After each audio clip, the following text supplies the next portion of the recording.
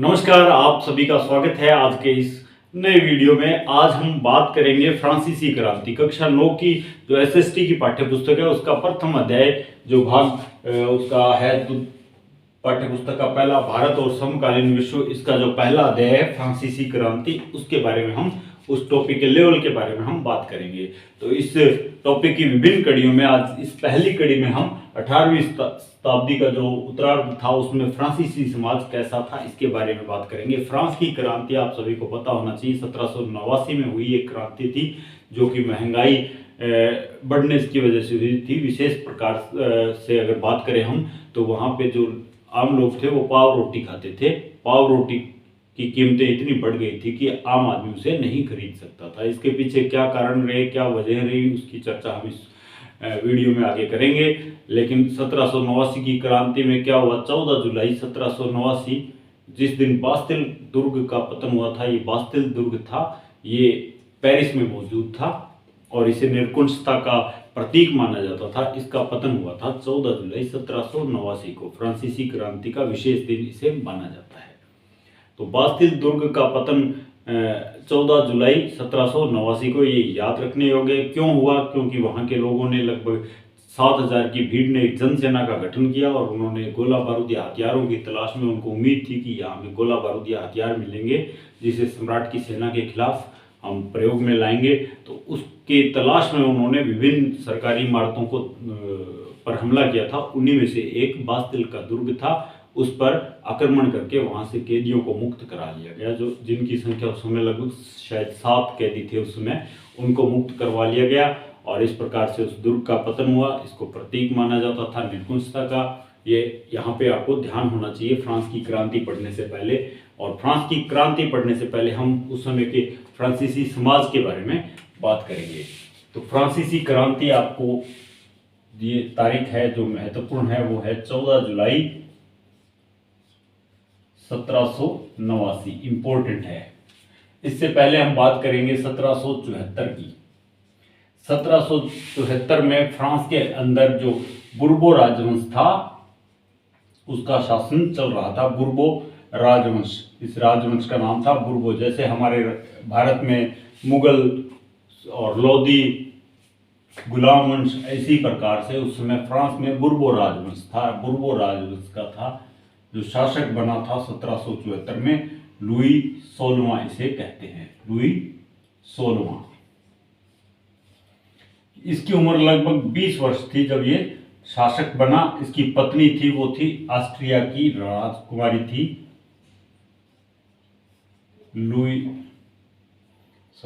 मेरी अंतोनेव। मेरी एंटोनेव, ये इसकी पत्नी का नाम था, मेरी एंटोनेव।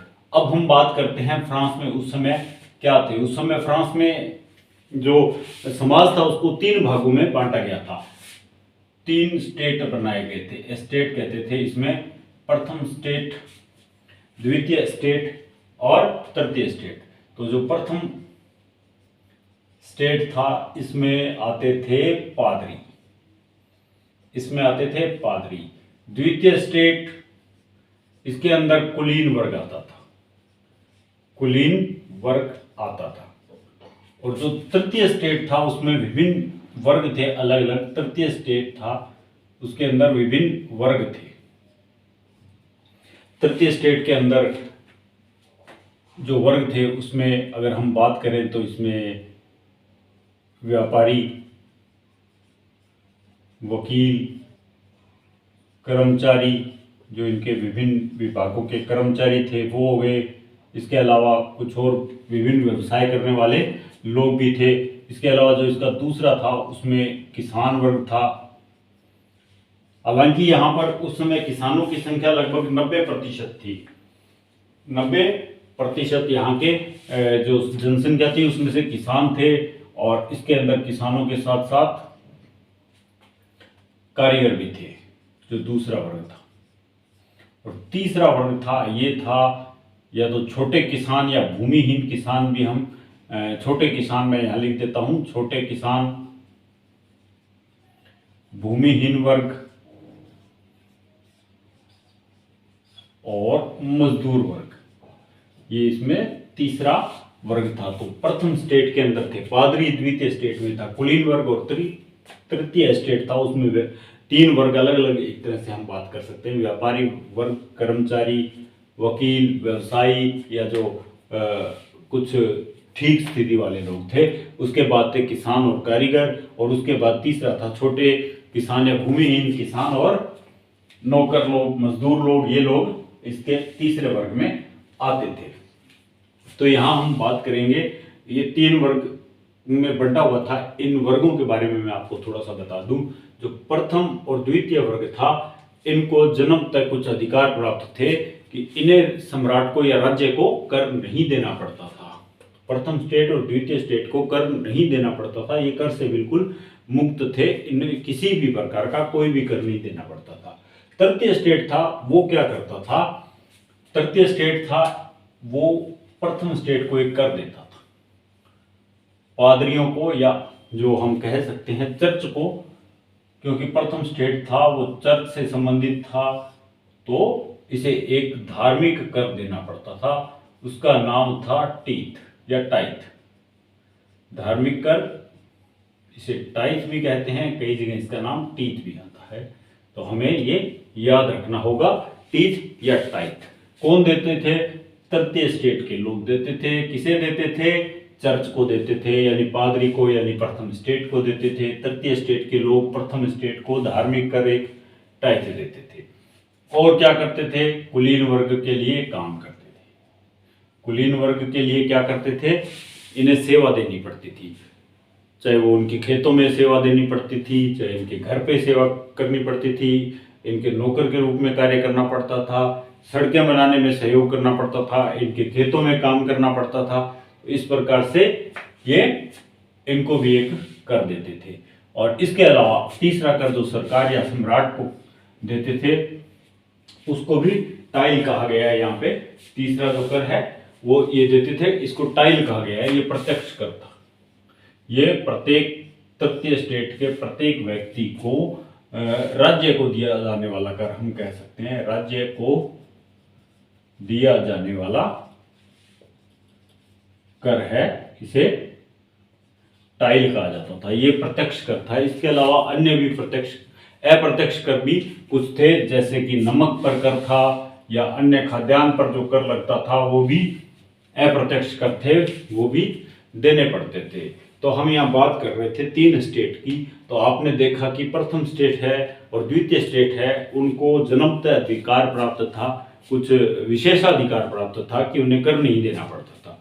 और तृतीय स्टेट को कर देना पड़ता था, प्रथम स्टेट को भी देना पड़ता था, द्वितीय स्टेट को वो सेवाएं देते थे, और राज्य को इसके अलावा टाइल के रूप में प्रत्यक्ष और कुछ अन्य अप्रत्यक्ष कर भी देते थे। तो इस प्रकार से हम देखते हैं कि करों का जितना भी भार है, टैक्सेस जितने भी दे रहे हैं, वो केवल तृतीय स्टेट के लोग दे रहे हैं। और यहाँ पर क्या होता है, 1774 की हम बात करें, 1774 में क्या होता है, बुर्बो राजवंश का जब लुई 16वां केवल 20 वर्ष की उम्र में फ्रांस का शासक बनता है, उस समय फ्रांस की आर्थिक स्थिति ठीक नहीं थी, उस पर काफ़ी कर्ज था।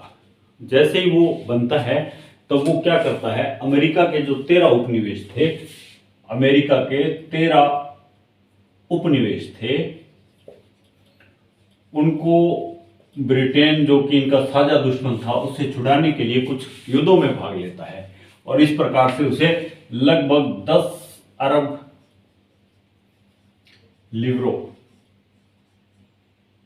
लिवरे यानी उस समय की जो उनकी करेंसी थी उसका नाम था लिवरे या लिवरे, कई जगह लिवरे भी आ जाता है, कई जगह लिवरे भी आ जाता है। लिवरे का इन पे कर्ज इन्हें और लेना पड़ा, और इससे पहले भी इनके पास लगभग 2 अरब लिवरे का कर्ज पहले से चल रहा था।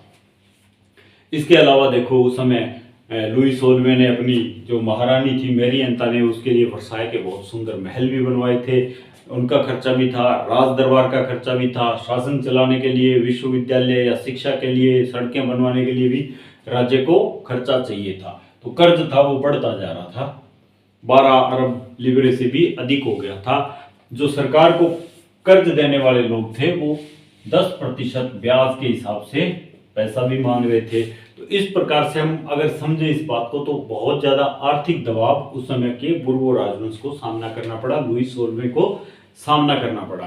तब वो पैसा कहाँ से आएगा? अगर सरकार पर कर्ज बढ़ेगा, सरकार पर आर्थिक दबाव बढ़ेगा तो सरकार सीधी सी बात है कि करों को बढ़ाएगी। अब कर उनको कहाँ से मिल रहे थे? कर कहाँ से मिल रहे थे? तृतीय स्टेट से मिल रहे थे, केवल तृतीय स्टेट से मिल रहे थे।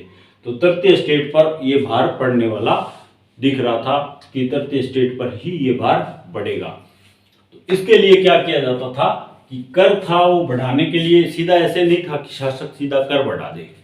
उसको कर बढ़ाने के लिए तृतीय ये स्टेट जनरल बोलते थे इसको, एक स्टेट जनरल, उसकी बैठक बुलानी पड़ती थी। उसके बारे में हम हालांकि आगे विस्तार से बात करेंगे। स्टेट जनरल की बैठक बुलानी पड़ती थी, असेंबली की बैठक जिसे कहा जाता है वो बुलानी पड़ती थी। और ये बहुत पहले लगभग 175 साल पहले इसको बुलाया गया था। उसके बाद से इस बैठक का कोई जिक्र कहीं भी नहीं आता है। तो ये बैठक बुलाई गई, इसमें प्रत्येक वर्ग से 300 प्रतिनिधि होते थे। प्रथम स्टेट के भी 300 होते थे, द्वितीय स्टेट के भी 300 और तृतीय स्टेट के भी 300 इसके 600 होते थे। प्रथम और द्वितीय के 300 और तृतीय स्टेट के 600 में भी केवल इनके जो प्रथम वर्ग था उसी के लोग ज्यादा होते थे।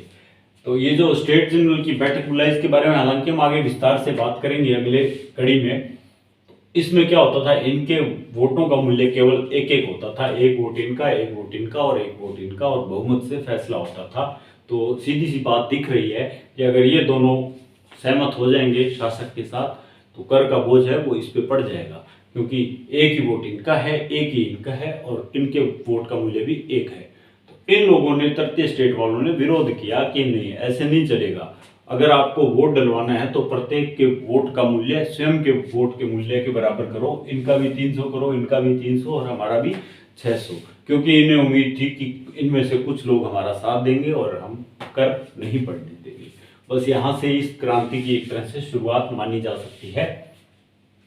अब क्या होता है, अगर हम आगे बात करें तो जीने का संघर्ष, तो जीने का संघर्ष किस प्रकार से शुरू होता है, ये हम ज्यादातर तो बात हम कर चुके हैं कि जीने का संघर्ष था वो किन लोगों को करना पड़ता था। इन लोगों के पास खूब जमीनें थी, खूब जमीनें चर्च को दे रखी थी सम्राट ने या राज्य ने, तो इनके पास धन की कोई कमी नहीं थी। इनके पास धन का बहाव लगातार बना रहता था। धार्मिक कर, इनके टीथ या टाइथ नाम से धार्मिक कर के रूप में इन्हें पैसा मिलता रहता था। तो प्रथम स्टेट था वो कोई दिक्कत नहीं थी, सब कुछ इनके लिए ओके था। इसी प्रकार कुलीन वर्ग के लिए इनके टैक्स नहीं देना पड़ता था, जमीनों के ये मालिक थे और इनसे ये मुफ्त में सेवाएं लेते थे, तो इन्हें भी कोई दिक्कत नहीं थी। तो जीने का संघर्ष कौन लोग कर रहे थे? जीने का संघर्ष यहाँ पर तृतीय स्टेट के लोग कर रहे थे। तृतीय स्टेट के अंदर भी ज्यादातर ये जो तीसरा वर्ग है इसे हम कह सकते हैं, क्योंकि ये भूमि के मालिक नहीं थे, ये वहां पर केवल किसान थे। भूमि थी वो किसी और की थी, उसके ऊपर वो जो पैदा करते थे अनाज वगैरह उस पर उन्हें बहुत सारा टैक्स देना पड़ता था, उनके लिए कुछ नहीं बचता था। और जिस समय मौसम अनुकूल नहीं होता था,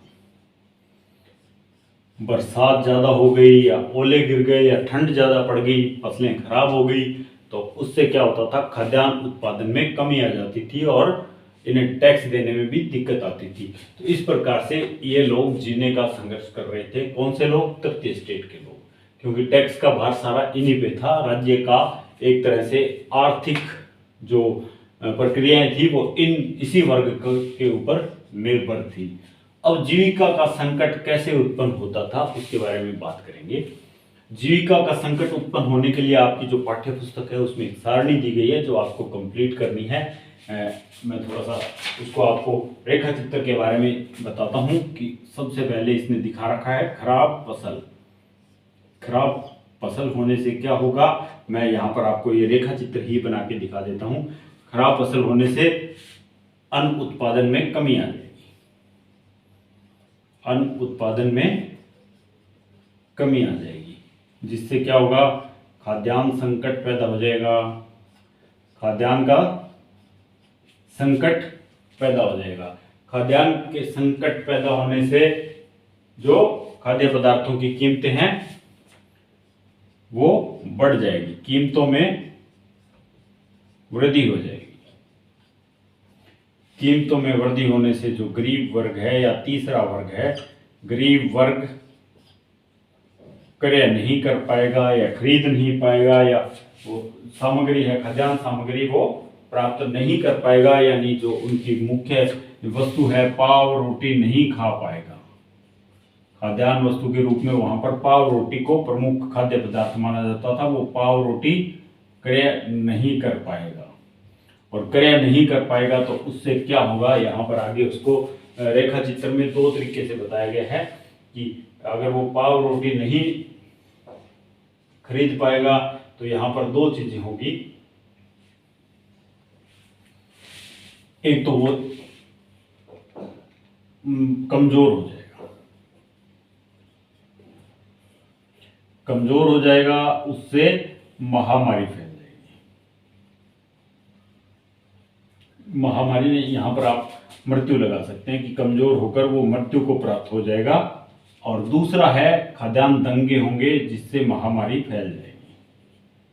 खाद्यान्न दंगे, उससे महामारी और उससे भी मृत्यु।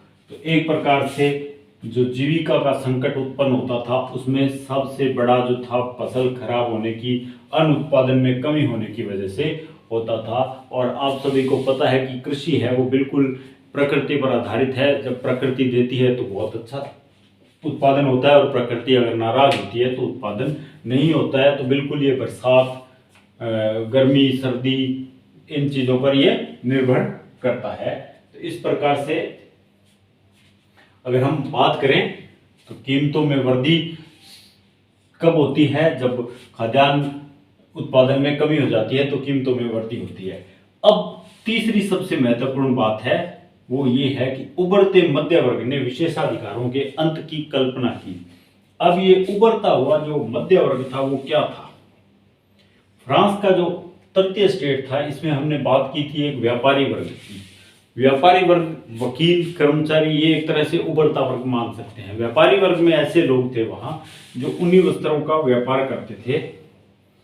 ऊनी वस्त्र ये बहुत ही उच्च गुणवत्ता के बनाते थे, जिनको या तो विदेशों में एक्सपोर्ट किया जाता था, और अगर वो स्थानीय स्तर पर बेचे जाते थे उन्हें जो प्रथम और द्वितीय स्टेट के लोग ही खरीद पाते थे, क्योंकि वो बहुत महंगे थे। ये द्वितीय तृतीय वर्ग के लोग थे, ये नहीं खरीद पाते थे।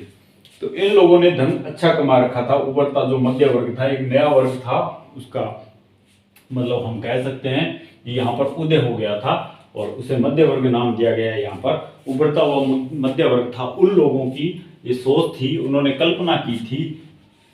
क्या कल्पना की थी? उन्होंने कहा था कि ये टैक्स का जो सिस्टम है ये गलत है। इन्हें किसी भी वर्ग को है वो जन्मतः टैक्स में छूट नहीं होनी चाहिए, विशेषाधिकार नहीं मिलने चाहिए, सबके अधिकार हैं वो बराबर होने चाहिए। तो ये किसकी सोच थी? ये जो उभरता हुआ मध्य वर्ग था इनकी सोच थी। इनमें भी अगर हम बात करें, अगर हम बात करें तो यहाँ पर कुछ हम बात करते हैं। विद्वान हुए हैं John Locke, Montesquieu,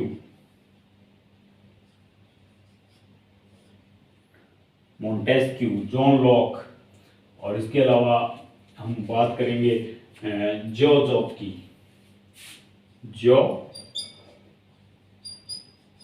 Jacques, Montesquieu की द स्पिरिट ऑफ लॉज, ये पुस्तक है। इसी प्रकार से जो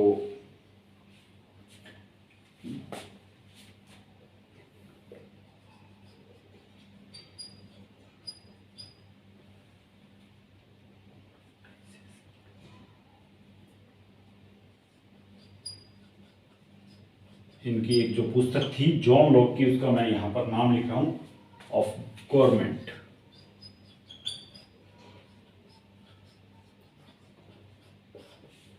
जॉन लॉक की इस पुस्तक का मैंने जो नाम लिखा है यहाँ पर, आप इसे देखिए, टू ट्रीटाइजेस ऑफ गवर्नमेंट।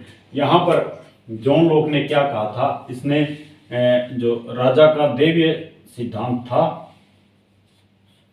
दैवीय सिद्धांत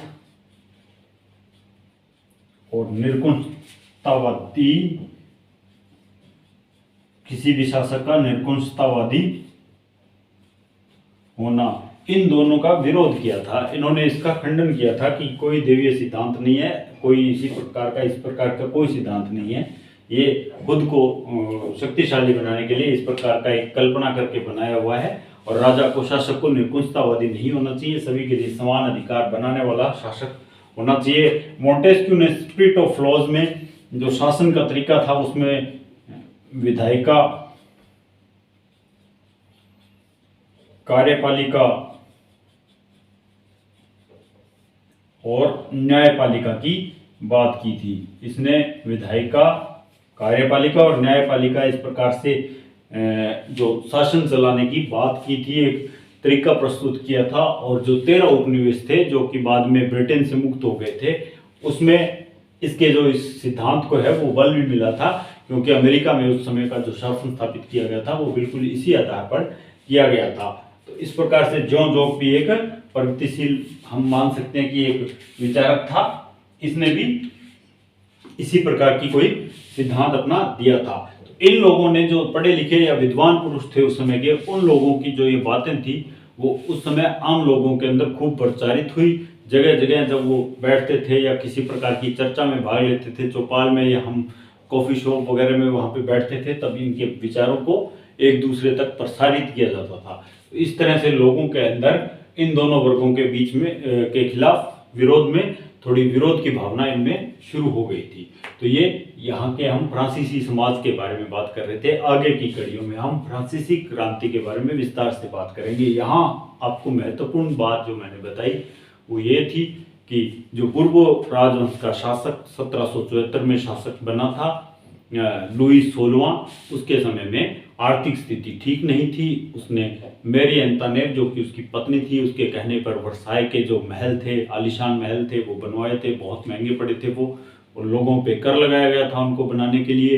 इसके अलावा जो 3 स्टेट के रूप में विभाजित था, वहाँ का स्थानीय जो समाज था वो प्रथम स्टेट, जिसमें केवल पादरी, द्वितीय स्टेट में कुलीन वर्ग और तृतीय स्टेट के अंदर विभिन्न वर्गों के लोग थे, वो थे। और इन पे कर लगाया जाता था, धार्मिक कर टीथ या टाइथ कहा जाता था, और राज्य को दिया जाने वाला कर था वो टाइप कहलाता था। इसके बारे में भी हम बात कर चुके हैं। जीने का संघर्ष था वो केवल तृतीय स्टेट के लोगों को करना पड़ता था। किस प्रकार से पाव रोटी की जो मूल्य वृद्धि हो जाती थी, मजदूरी उनकी नहीं बढ़ रही थी लेकिन कीमतों में वृद्धि हो रही थी, लोगों को रोजगार की दिक्कत थी, सारी प्रकार की परेशानियां थी, तो वो सारी किसको थी? केवल तृतीय स्टेट के लोगों को थी। हमने बात की कि जीविका का संकट कैसे उत्पन्न होता था, मौसम की मार से या किसी भी अनेक कारण ऐसे हो सकते हैं जिनसे खाद्यान्न उत्पादन में कमी आ जाए तो खाद्यान्न संकट पैदा होता है, उससे कीमतों में वृद्धि होती है, जिससे जो गरीब वर्ग है वो पाव रोटी क्रिया नहीं कर पाता था, उससे या तो महामारी फैल के कमजोर होकर वो मर जाते थे या खाद्यान्न दंगे होते थे। हम इसके बारे में बात कर चुके हैं। उभरते मध्य वर्ग ने विशेषाधिकार जो अधिकारों के अंत की कल्पना की थी। उन्होंने कहा था कि इन दोनों वर्गों को जो विशेषाधिकार जन्मतः प्राप्त हैं वो सरासर अन्याय है, नहीं होना चाहिए। तो इस प्रकार से हमें फ्रांसीसी क्रांति का ये पहली कड़ी का जो टॉपिक है शायद आपको समझ आ गया है। अगर आपको मेरा वीडियो अच्छा लगा है तो प्लीज़ मेरे चैनल को सब्सक्राइब कीजिए, अपने दोस्तों के साथ शेयर जरूर कीजिए और आगे भी मेरे चैनल पर बने रहिए। वीडियो आपको ऐसे ही मिलते रहेंगे। Thank you.